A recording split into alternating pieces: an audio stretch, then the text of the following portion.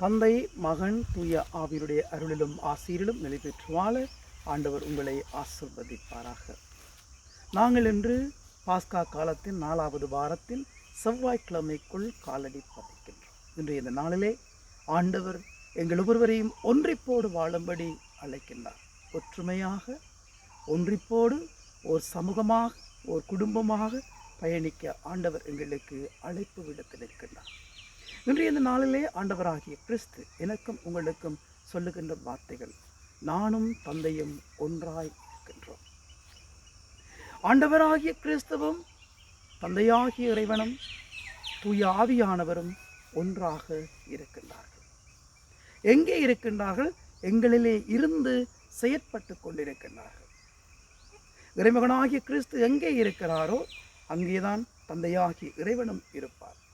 இறைமகனாகிய கிறிஸ்துவும் தந்தையாகிய இறைவனும் எங்கே இருக்கிறார்களோ அங்கேதான் தூய ஆவியானவரும் குடிகொண்டிருப்பார். ஆகவேதான் நாங்களும் இறைவனோடு பின்தொடர்கின்றோம் என்ற அந்த உணர்வுகளோடு எங்களுடைய வாழ்க்கையிலே நாங்கள் ஒற்றுமையாக இருக்க நாங்கள் முயற்சி செய்வோம். எவ்வாறு இறைமகனாகிய கிறிஸ்துவும் தந்தையும் ஒன்றாய் இருக்கிறார்களோ அதே போன்று நாங்களும் எங்களுடைய குடும்பங்களிலும் எங்களுடைய சமூகங்களிலும் நாங்கள் வாழ்கின்ற இடங்களிலும் நாங்கள் எங்களுடைய கடமைகளை, பொறுப்புகளை, சேவைகளை செய்கின்ற இடங்களிலும் பணித்தலங்களிலும் ஒற்றுமையை நிலைநாட்டுபவர்களாக, ஒற்றுமையோடு வாழ்பவர்களாக, ஒன்றிப்போடு வாழ்பவர்களாக நாங்கள் வாழ வேண்டும். ஏற்றத்தாழ்வுகளின்றி, வேற்றி பிரிவுகளின்றி, சாதி மத இன பேதமின்றி நாங்கள் எல்லோரும் இறைவனுடைய அன்பு பிள்ளைகள்.